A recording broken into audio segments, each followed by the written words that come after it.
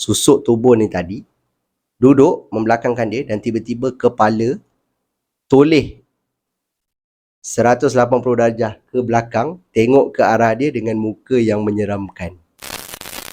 Dia gelakkan dalam tu kakak.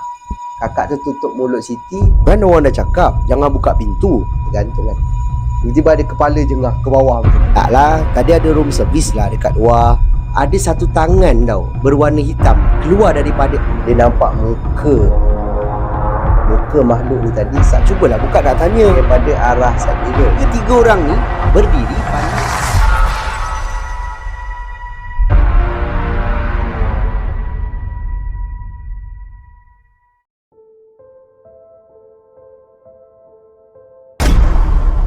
Assalamualaikum dan salam sejahtera. Selamat kita bertemu kembali di dalam satu lagi episod di Sembang Kopi. Bertemankan saya, storyteller kegemaran anda, Hanif Abdul Halim. Terima kasih diucapkan kepada anda semua yang dah pun subscribe dan terus menyokong channel saya ni. Dan yang mana anda semua yang baru je sampai ke Sembang Kopi ni pun, saya nak ucapkan selamat datang.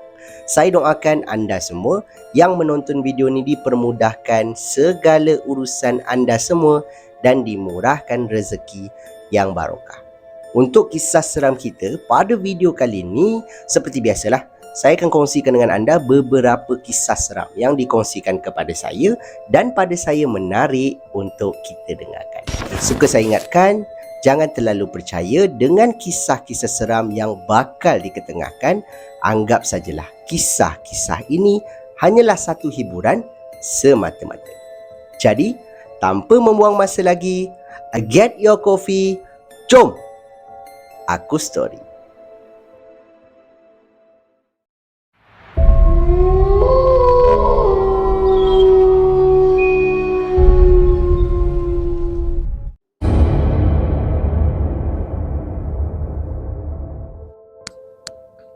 Kita mulakan dengan kisah seram kita yang pertama. Kisah ini diceritakan oleh pengirim kita yang bernama Fatah. Ataupun dia tulis dalam email, boleh gelar dia sebagai Fat, nama panggilan rakan-rakan dia. Okay? Dan Fat ni nak berkongsi dengan kita satu pengalaman seram, penampakan yang dia pernah alami sewaktu dia bekerja ataupun menjalankan tugas sebagai penyelenggara sebuah stesen kereta api yang terletak di negara kita. Kisah dia berbunyi begini. Okey, Fat bagi tahu yang dia ni bekerja di salah sebuah, orang kata, stesen kereta api bawah tanah yang terletak di negara kita. Dia ada tulis nama stesen ni dan kemudian nama syarikat dia bekerja, apa tugas dia, apa semua. Tapi dia minta dengan saya supaya jangan mendedahkanlah kat mana berlakunya kejadian ni. Sebab kalau saya search baliklah berkenaan dengan stesen kereta api ni, stesen ni masih lagi beroperasi dengan baik sehingga ke hari ini. So bagi menghormati permintaan beliau, saya hanya menceritakan kisah dia je. Okay, dipendekkan cerita, sifat ni bagi tahu dia ni bekerja sebagai ataupun bekerja satu kumpulan tau. Satu tim yang memang akan turun ke bahagian landasan kereta api ni untuk membuat pemantauan. Sekiranya ada yang perlu diperbaiki, dia orang akan baiki.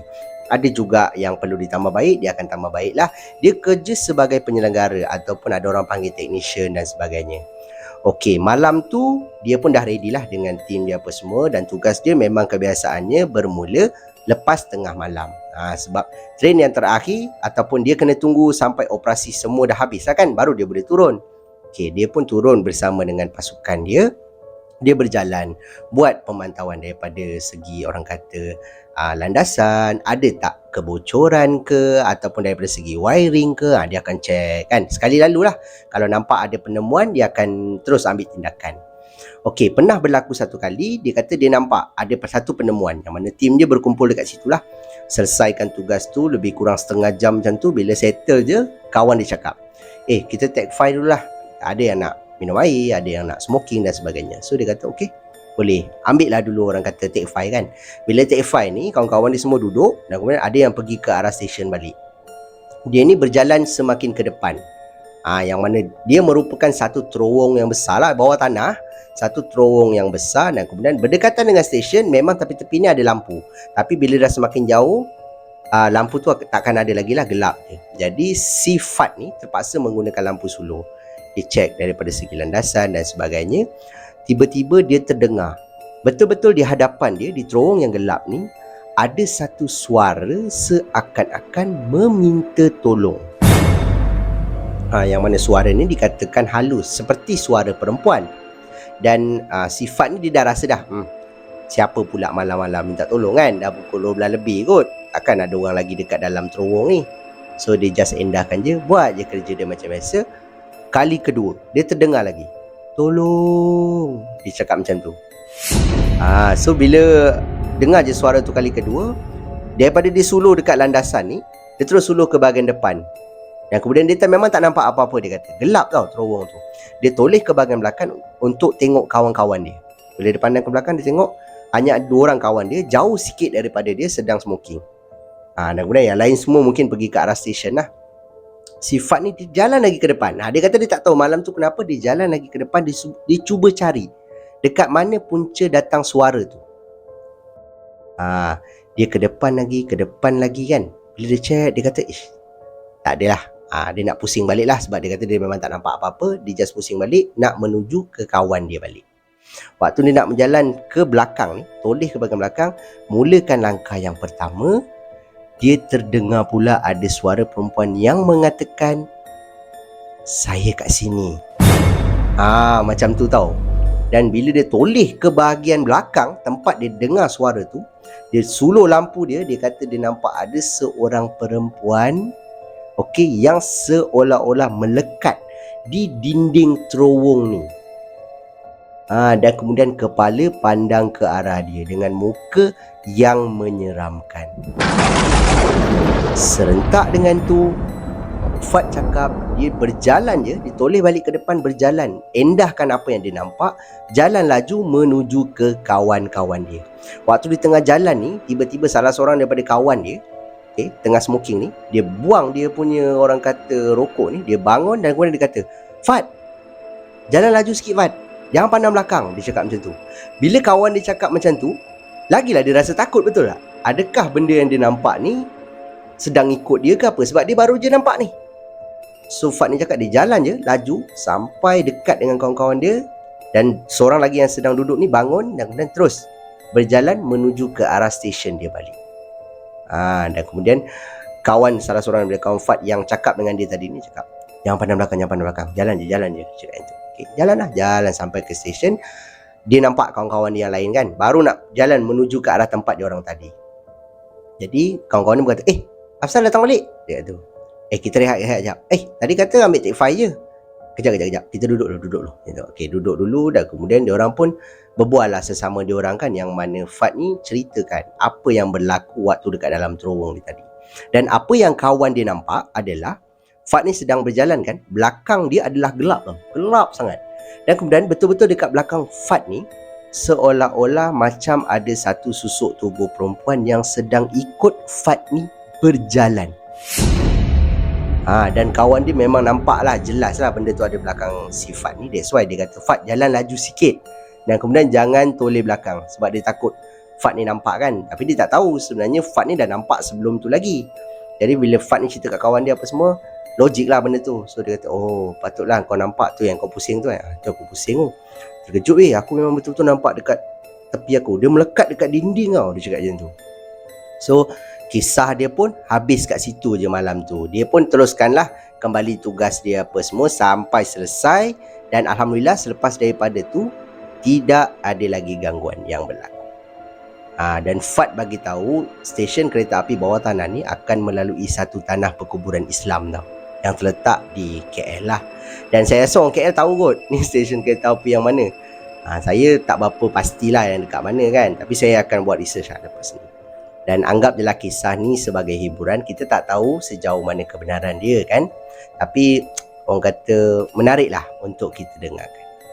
Jadi itulah pengalaman seram yang dikongsikan oleh pengirim kita ni, iaitu Fatah.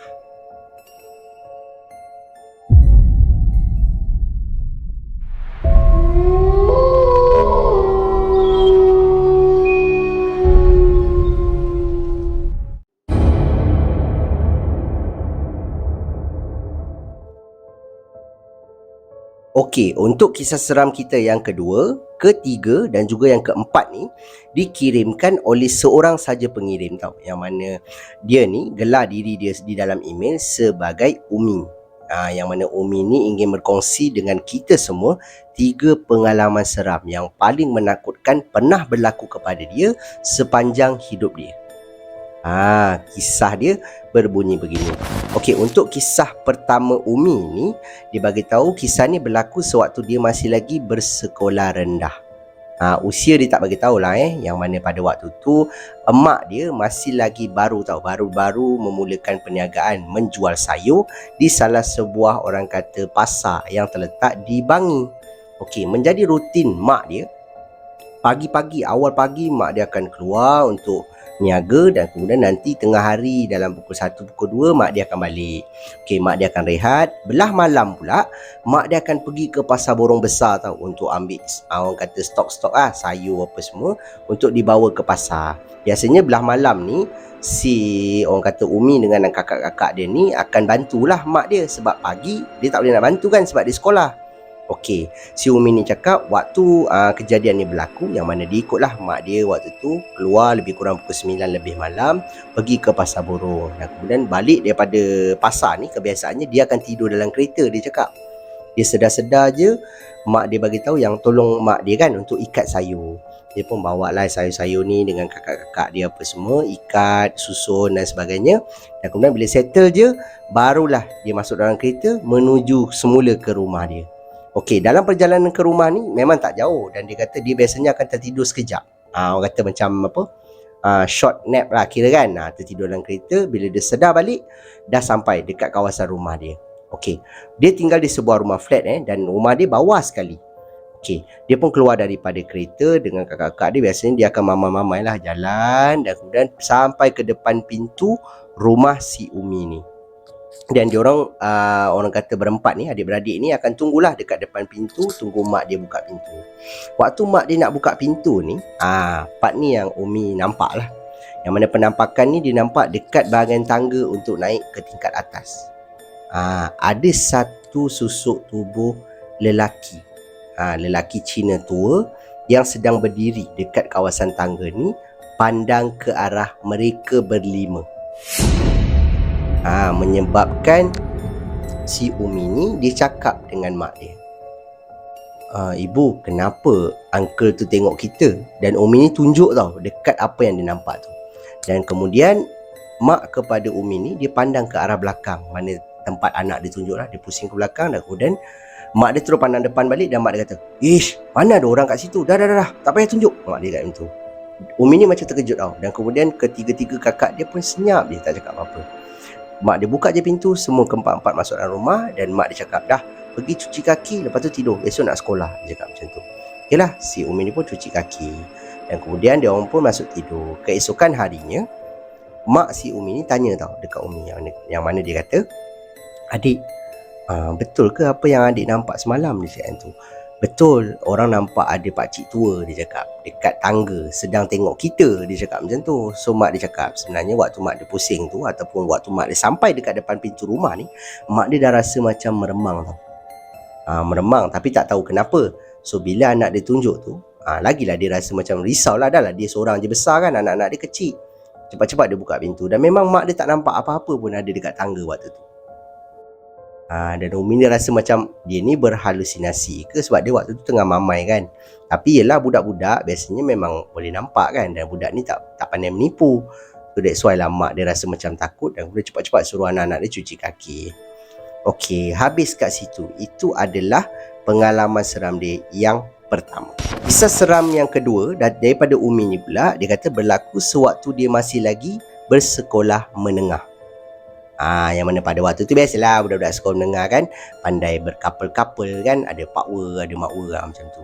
Jadi kisah ni berlaku sewaktu ada satu malam ni si Umi ni sedang on the phone ataupun bergayut lah dengan ex-boyfriend dia.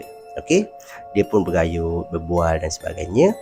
Tiba-tiba sedang dia berbual dengan pakwa dia ni, dia cakap dia macam terdengar ada suara perempuan yang berada di dalam telefon. Suara tu macam ketawa. ketawa. Mula-mula macam ketawa kecil tau. Menyebabkan si Umi ni dia tanya dekat ex-boyfriend dia ni, you dengan siapa ni? Dia cakap macam tu. Dia macam marah lah. So boyfriend dia kata tak adalah, dia seorang je. Kat mana ni? Dia tanya ex-boyfriend dia. Ex-boyfriend dia pun cakap yang dia dekat rumah lah, dia tak ada dengan siapa, dia seorang je. Kenapa? Oh ya ke? Okey lah, tak apalah. So si Umi ni anggap macam dia tersalah dengar kot. Dia fikir macam tu lah. Mungkin jiran rumah ex-boyfriend dia ke, dia anggap macam tu. Tiba-tiba selang beberapa waktu, bila dia sambung berbual ni, dia terdengar pula macam ada suara hilayan. Dengar suara hilayan tau. Menyebabkan dia tanya lagi sekali dekat ex-boyfriend dia ni, kau kat mana ni sebenarnya, gila? Dia cakap macam tu. Aku dekat rumah. Kenapa?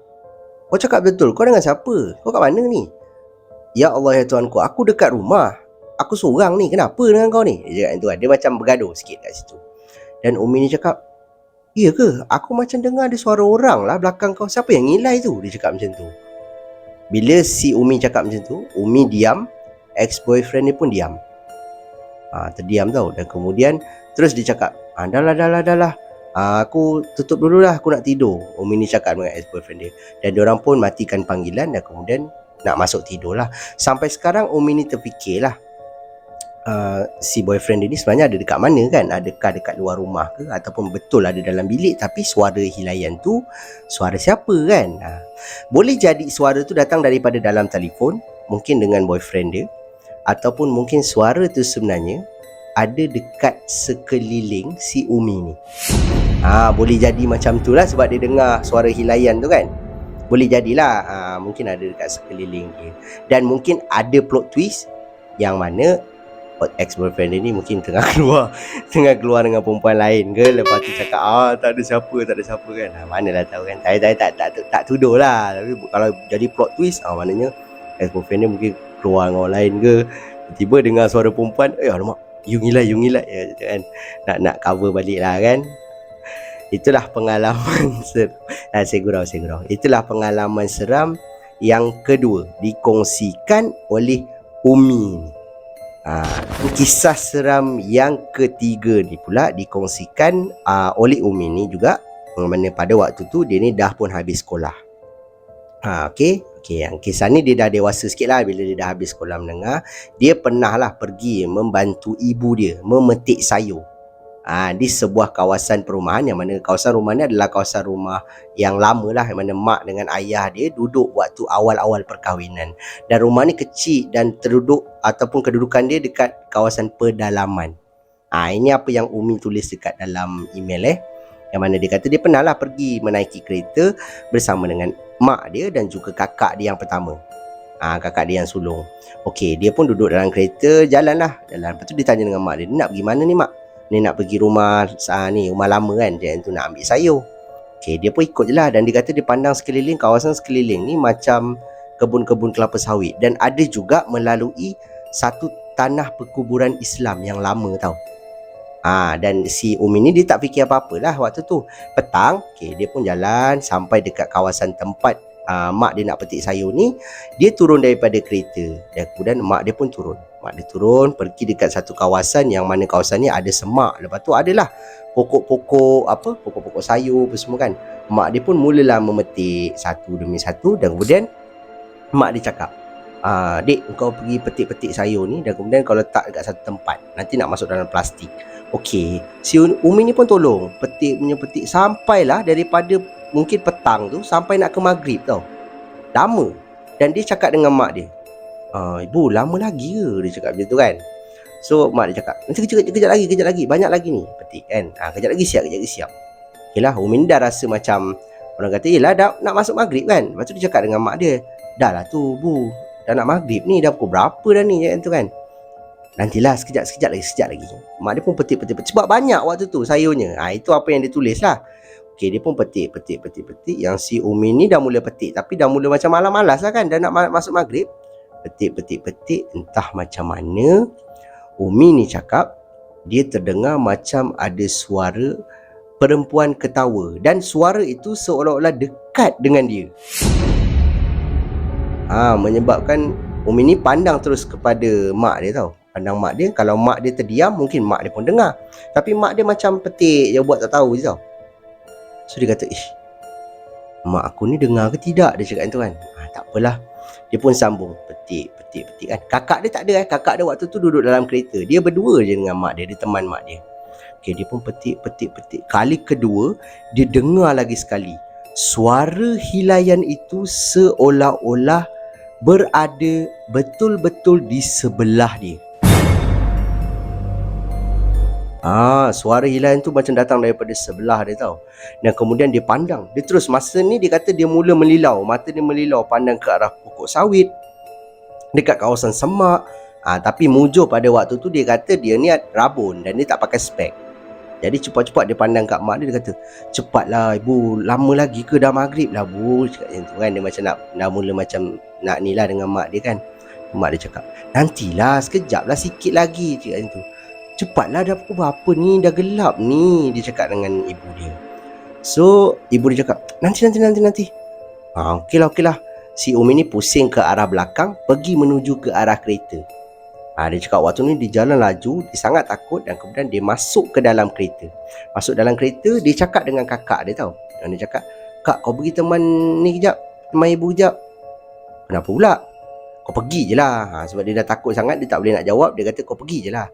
Kakak dia pun turun, pergi teman mak dia. Dan selang beberapa waktu, mak dia datang dengan kakak dia, bawa satu, orang kata mak dia pegang satu, kakak dia pegang satu beg plastik sampah hitam yang besar tau. Penuh lah sayur dalam tu.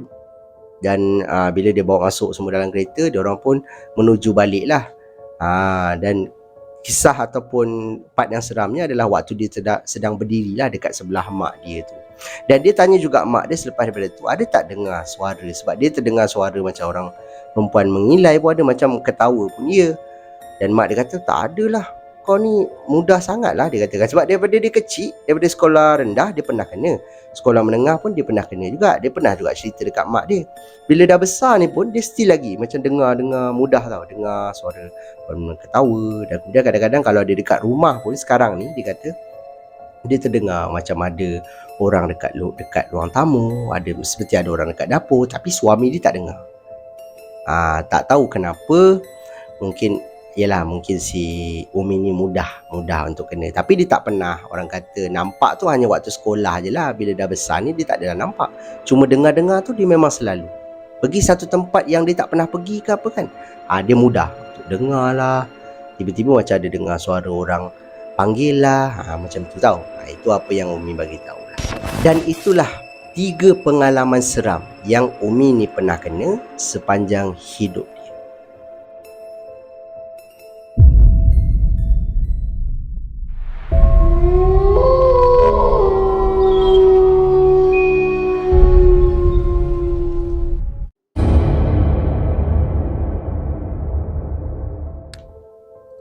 Kita beralih pula ke kisah seram kita yang kelima, yang mana kisah ini dikongsikan oleh pengirim kita yang bernama Kamil. Yang mana Kamil ni ingin berkongsi dengan kita semua satu pengalaman seram penampakan yang paling menakutkan pernah berlaku kepada diri Kamil ni. Kisah dia berbunyi begini. Okey, Kamil bagi tahu ini bekerja sebagai seorang polis bantuan yang menjaga satu ataupun sebuah bangunan kerajaan yang terletak di utara tanah air. Dan kebiasaannya sebelah pagi memang si Kamil ni akan jaga di bahagian dalam bangunan. Sebab kat luar ada guard lah. Tapi bila malam, guard pun dah tak ada. Jadi keseluruhan polis bantuan yang akan jaga. Okey, pada malam yang dimaksudkan, Kamil bagi tahu dia bekerja semua sekali ada 4 orang, termasuk 3 orang lagi rakan dia lah. Okey, dia cakap kebiasaannya 2 orang akan pergi membuat rondaan dan 2 orang lagi akan standby duduk dekat post guard depan pagar ni. Dan kemudian dia akan perhatikanlah dekat CCTV sekiranya ada orang kata apa, sesuatu benda yang mencurigakan, dia akan bagi tahu pada rakan-rakan dia, inform melalui walkie-talkie. Okey, sampai saja giliran si Kamil ni untuk membuat rondaan. Waktu tu jam dalam pukul 2 lebih pagi macam tu. Dia pun keluar daripada pondok guard, terus start motor dia bersama seorang lagi rakan dia, terus membuat rondaan yang mana dia cover kawasan di sebelah sini, kawan dia seorang lagi ni cover bangunan dekat sebelah sana pula. Betul lah, sebab mungkin kawasan dia ni besar kan. Okay, dia pun naik motor ronda daripada satu tempat ke satu tempat, cuba cek lah ada ke orang pecah masuk ke apa. Sebab dalam bangunan ni dikatakan banyak orang kata dokumen-dokumen sulit, biasalah dokumen kerajaan kan. So dia pun buat rondaan daripada satu tempat ke satu tempat, sampailah satu masa dia kata dia ronda dia dekat kawasan kafeteria di bahagian belakang bangunan pejabat ni. Okay, dia pun sampai dekat kawasan kafe ni, dia kata dia ternampak ada dua mesin yang kita panggil mesin kedegang kan, yang jual air, lepas tu ada yang jual makanan ringan. So dia kata, "Ish, haus pula, beli air dulu lah sebelum dia patah balik pergi ke post guard dia balik." Dia pun masuklah ke laluan pergi ke arah kafe ni. Sampai kat kafe ni, dia turun je motor. Dia kata kawasan pada waktu tu memang sangat-sangat sunyi, tapi taklah gelap sebab ada lampu-lampu lah kan. So dia kata tak apalah, dia pergi terus ke arah mesin ni, masukkan duit, pilih air. Dia beli air pada waktu tu. Bila air keluar je, dia beli 2 air waktu tu. Satu air dia buka dekat situ juga, dia minum. Waktu dia tengah minum ni, mata dia melilau lah, pandang lah ke arah sekeliling dia kan. Pandang ternampak dekat orang kata kafe ni, sebab kafe punya dinding dia bagi tahu dalam email adalah kaca. Jadi walaupun gelap, dalam kafe ni gelap, still boleh nampak orang kata meja, kerusi yang ada dekat dalam ni, atas bantuan lampu yang daripada dekat luar ni lah. Jadi waktu dia tengah pandang ni, dia nampak sama-sama macam ada satu susuk tubuh yang sedang duduk di salah satu meja dekat dalam kafe ni. Menyebabkan si Kamil ni tengah dia minum, berhenti dia tengok, ada orang pecah masuk kafe ke? Dia cakap macam tu kan. Dia pun pergi, berjalan dekat sikit ke arah dinding kafe ni, dan kemudian dia nampak macam ada satu susuk tubuh tu, perempuan tau, yang sedang duduk. Jadi dia pun, biar betul. Sampaikan dia letakkan tangan dia, kedua-dua tangan dia dekat cermin ni, dan kemudian mata dia tengok dekat dalam tau. Dia nampak ada satu susuk tubuh yang berambut panjang duduk membelakangkan dia. Dia ambil lampu suluh dan kemudian dia suluh lah. Dia ketuk, orang kata cermin ni kan, tek, dia ketuk. Sambil tu dia suluh ke arah benda tu. Dia kata part ni lah dia terus pusing ke belakang, lari ke arah motor dia, sebab susuk tubuh ni tadi duduk membelakangkan dia, dan tiba-tiba kepala toleh 180 darjah ke belakang, tengok ke arah dia dengan muka yang menyeramkan. Dia kata muka pada waktu tu menyeramkan, dan kemudian senyum, pandang ke arah dia. Terus dia larilah, dia lari pergi ke arah motor, start motor dia, patah balik, pergi ke arah post guard dia. Dan kemudian dia cakap lah nak tengok CCTV yang berada di kafe pada waktu tu. Tapi malangnya tak ada CCTV dalam kafe, yang ada hanya dekat luar kafe, pintu kafe je tau. So dia cerita kat kawan-kawan dia apa yang dia nampak, dan kawan-kawan dia pun percayalah, sebab kawan-kawan dia pernah kena, tapi bukan dekat kafe lah. Ada penampakan macam ada orang berdiri dekat koridor pejabat ni. Ada juga ternampak macam ada seseorang, susuk tubuh perempuan yang sedang berdiri betul-betul dekat tingkap, yang mana pada waktu tu pejabat ni gelap lah. Jadi kawan dia nampak ada seorang perempuan yang sedang berdiri pandang keluar pada waktu tu. Ini semua kisah-kisah dalam pejabat ni lah yang mana yang kawan-kawan dia yang lain pernah kena. Dan dia cakap terus terang, dia kata sepanjang dia bekerja, tak banyak gangguan yang dia kena, tapi gangguan ini betul-betul memberikan rasa takut kepada diri dia. Sebab pada mulanya dia hanya nampak susuk tubuh perempuan yang sedang duduk, tapi bila dia ketuk je dan disuluh ke arah benda tu, kepala benda tu toleh ke arah belakang, menyebabkan si Kamil ni terkejut lah kan. Pandang muka yang menyeramkan macam tu dalam keadaan gelap pada waktu tu, cuba korang bayangkan kan.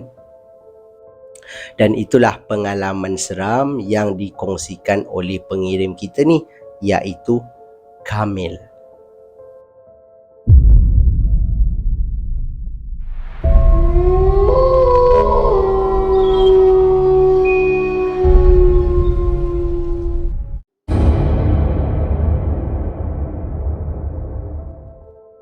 Sampailah masa untuk kisah seram kita yang ke-6 ataupun yang terakhir lah untuk video kita pada kali ini.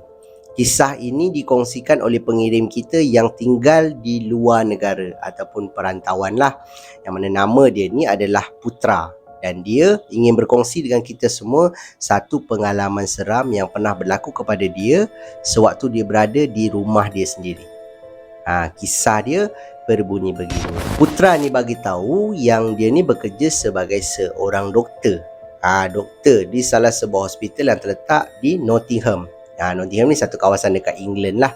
Dan rumah dia pada waktu tu adalah terletak di Beeston. Beeston ni satu kawasan dalam daerah Nottingham ni lah Okey, sebelum ni dia tinggal di satu rumah yang lain tau. Yang mana rumah tu dipenuhi dengan orang-orang yang daripada luar negara datang bekerja di England. Jadi dia orang tinggal satu rumah. Tapi pernah berlaku satu kali dia ni telah pun berkahwin. Telah pun berkahwin dan kemudian terpaksalah berpindah keluar. Dan dia berpindahlah ke satu rumah yang lain tak jauh daripada rumah lama dia ni. Dia tinggal dekat situ berdua bersama dengan isteri dia. Dan kemudian pernah berlaku satu malam yang mana dia ni sedang berada di dapur. Pada awalnya dia tinggal di rumah ni tak ada apa-apa lah Cuma berlaku satu malam ni dia berada di dapur sedang mencuci pinggan mangkuk. Cuci pinggan apa semua. Isteri dia berada di ruang tamu di bahagian depan. Waktu dia tengah cuci pinggan apa semua, tiba-tiba dia terdengar macam ada bunyi barang yang dialihkan. Dan bunyi tu kuat. Jadi dia tak fikir apa-apa. Dia just fikir mungkin isteri dia lah yang alihkan barang ke apa kan. Dia cuci pinggan sampai habis. Dia pun berjalan nak menuju ke ruang tamu. Bila dia jalan ni, dia kata dia terpaksa melalui satu lorong tau. Satu lorong yang panjang untuk pergi ke ruang tamu. Sampai je dekat lorong ni dia terkejut sebab dia nampak isteri dia sedang berdiri betul-betul dekat depan pintu. Yang mana pintu ni pergi ke ruangan bawah tanah ataupun basement lah. Jadi si putera ni dia terus cakap dengan isteri dia, "What happened?" Dia kata kan, "Why?" Isteri dia pun cakap, dia macam dengar ada suara barang-barang dialihkan daripada ruangan basement. So dia cakap dengan isteri dia, "Bukan awak ke yang alihkan barang?" "Tak." "Cuba dengar," dia kata kan. Si putera ni datang dekat dengan isteri dia. Cuba dengar dekat pintu ni kan. Betul, memang ada bunyi macam barang dialihkan tau. Macam tu. So dia pun cakap dengan isteri dia, Belakang biar dia pergi tengok kan siapa. Dia pun buka pintu basement ni perlahan-lahan. Buka supaya orang yang berada di bawah takkan dengar lah suara pintu ni. Dia buka dan kemudian dia cubalah orang kata buka lampu yang berada di basement pada waktu tu. Tapi malangnya tak tahu kenapa putera cakap lampu dekat bawah ni tak menyala tau. Biasa kalau dia on je plug ni, basement dia akan terang. Tapi malam tu basement dia still gelap tau. So dia cakap dengan isteri dia, "Pergi ambil torchlight kan, lampu sulur." Isteri dia pun pergi cari. Dan isteri dia cari agak lama jugalah. Cari. Lepas tu baru bagi dekat dia torchlight tu. Kemudian bila dia buka je lampu tu dan dia mula turun. Satu demi satu anak tangga dia turun ke bawah. Turun. Dan dia suluh dekat arah basement ni. Dia cakap dia nampak dekat salah satu rak barang-barang yang dekat bawah ni, macam ada perempuan tau. Macam ada satu perempuan yang sedang berdiri. Betul-betul pandang ke arah tangga.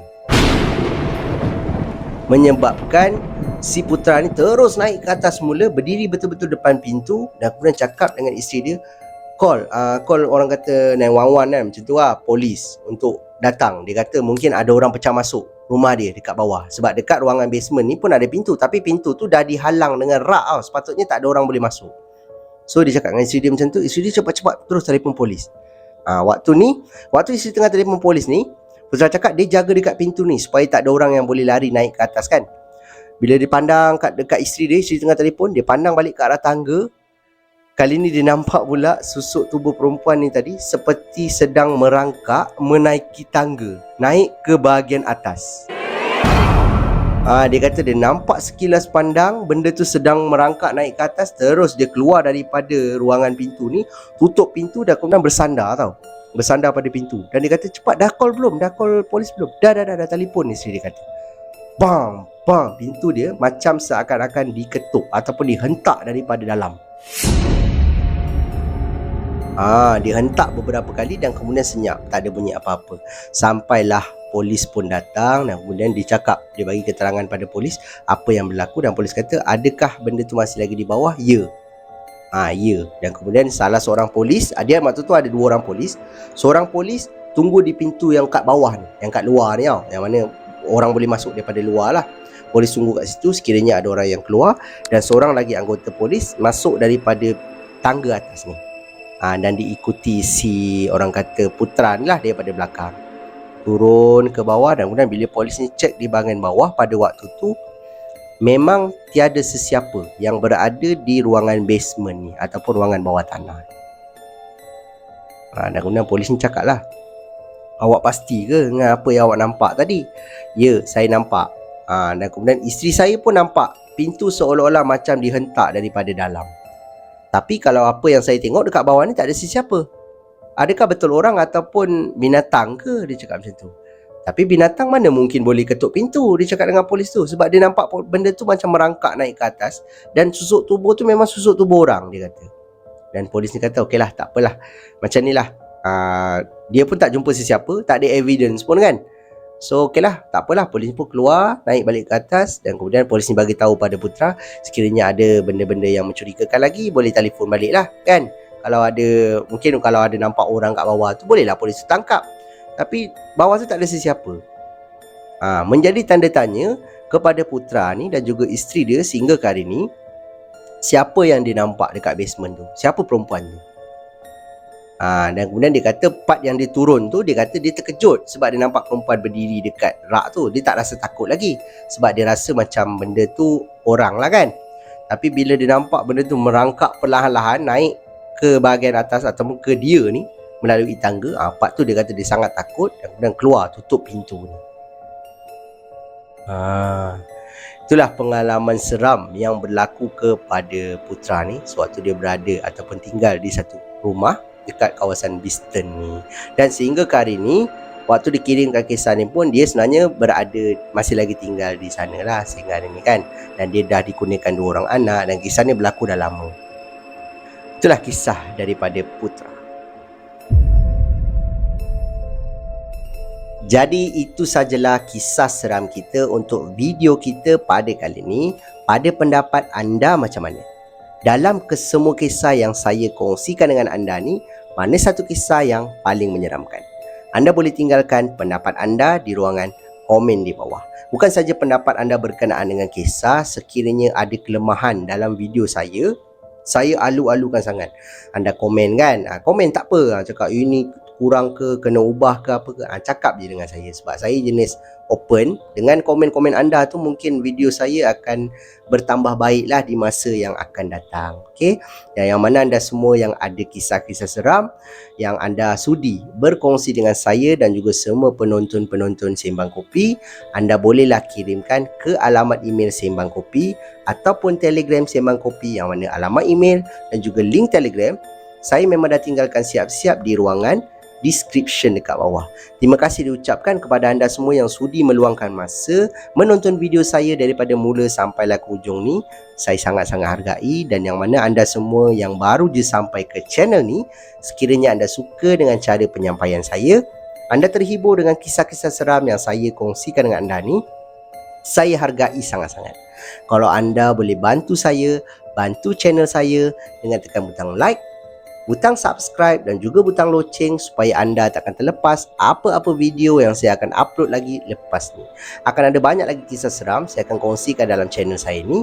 Itu sajalah daripada saya. Kita jumpa lagi di video yang akan datang. Thanks for watching. Assalamualaikum. See ya.